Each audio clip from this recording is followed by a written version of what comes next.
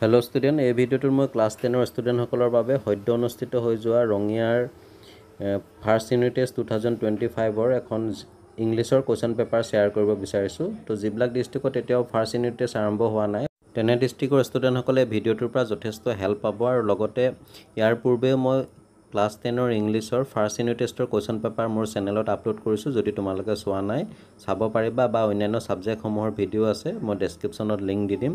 আৰু কোনোবা যদি নতুনকৈ আছে চেনেলটো সাবস্ক্ৰাইব কৰি ল'বলৈ নাপাহৰিবা, নটিফিকেশনটো অন কৰি ৰাখিবা, এনেকুৱা ধৰণৰ ভিডিও পাই থাকিবা।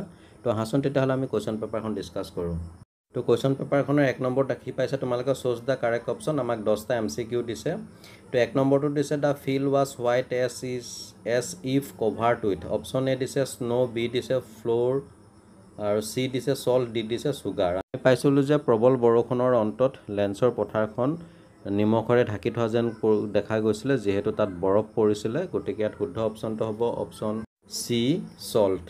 নেক্সট 2 নম্বৰটো দিছে what is the profession of লেন্সৰ। লেন্সৰ প্ৰফেশ্যনটো কি আছিলে, তেওঁৰ বৃত্তি কি আছিলে। Option A trader, B postman, C farmer, D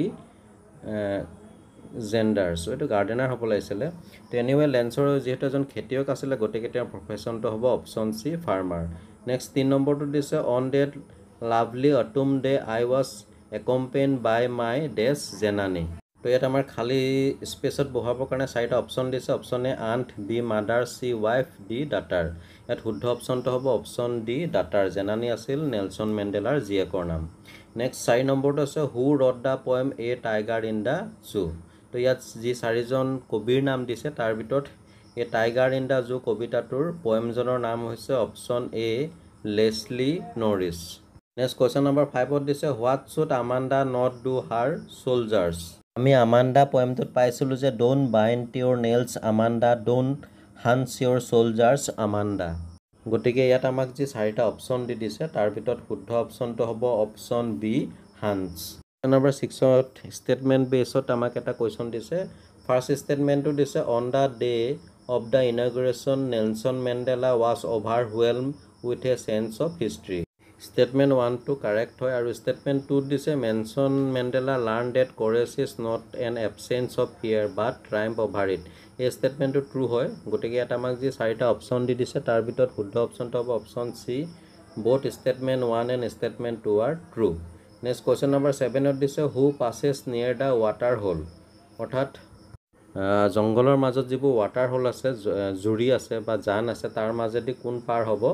তো অপচন এ দিছে জেব্ৰা, বি দিছে প্লাম বাফেলো, অপচন চি দিছে plum dear, option D all of the above. ইয়াত কাৰেক্ট অপচনটো হ'ব অপচন চি প্লাম ডিয়াৰ অৰ্থাৎ নিপুতল পহু। নেক্সট কুৱেশ্চন নম্বৰ 7ত দিছে what describe tiger in a jungle.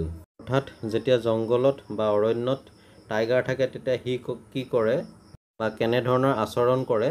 তো ইয়াত আমাক যি 4টা অপচন দি দিছে তাৰ ভিতৰত শুদ্ধ অপচনটো হ'ব option D baring his white fangs. অৰ্থাৎ বাঘটোৱে তাৰ বগা দাঁতকেইটা নিকটাই দেখুৱায়। Next question number 9 what will Amanda's behaviour make people think.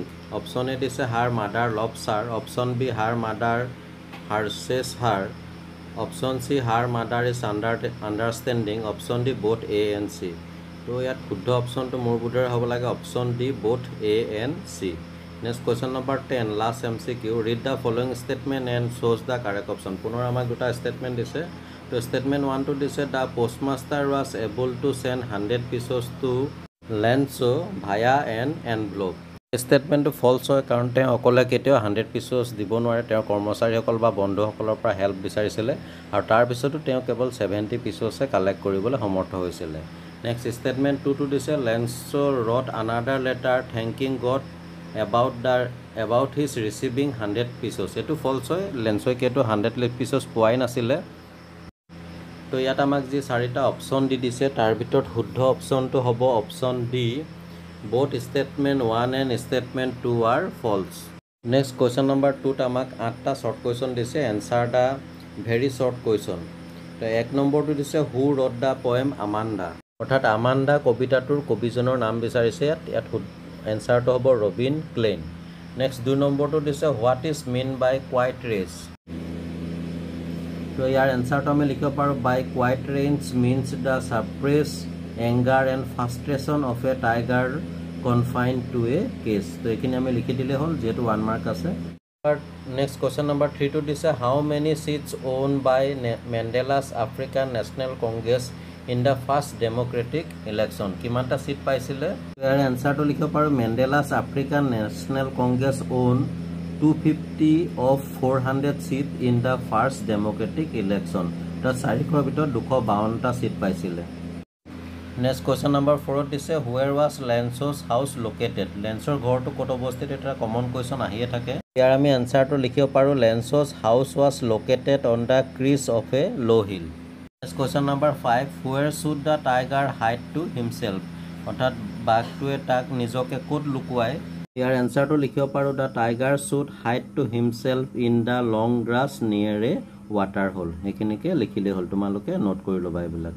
Next question number 6 দিছে, what is the country's greatest wealth? অৰ্থাৎ এখন দেশৰ বাবে আটাইতকৈ ডাঙৰ সম্পত্তিটো কেটো নেলছন মেণ্ডেলাৰ মতে?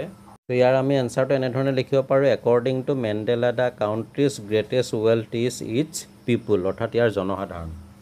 Next question number 7 দিছে, what is Amanda's prohibited to eat? আমাণ্ডাক কি খাবলৈ মানা কৰিছিলে? চকলেট, কাৰণ তাইৰ এটা একনি নামৰ বেমাৰ আছিলে।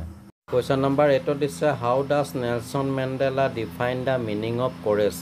নেলছন মেণ্ডেলাৰ মানে courage অৰ্থাৎ সাহসৰ অৰ্থটো কি? তো ইয়াৰ এনসাৰটো আমি এনেধৰণে লিখিব পাৰো Nelson Mandela defines the meaning of courage that it was not the absence of fear but the triumph over, অৰ্থাৎ ইয়াক আমি আজৰি ল'ব লাগিব, ভয় কৰিলে নহ'ব।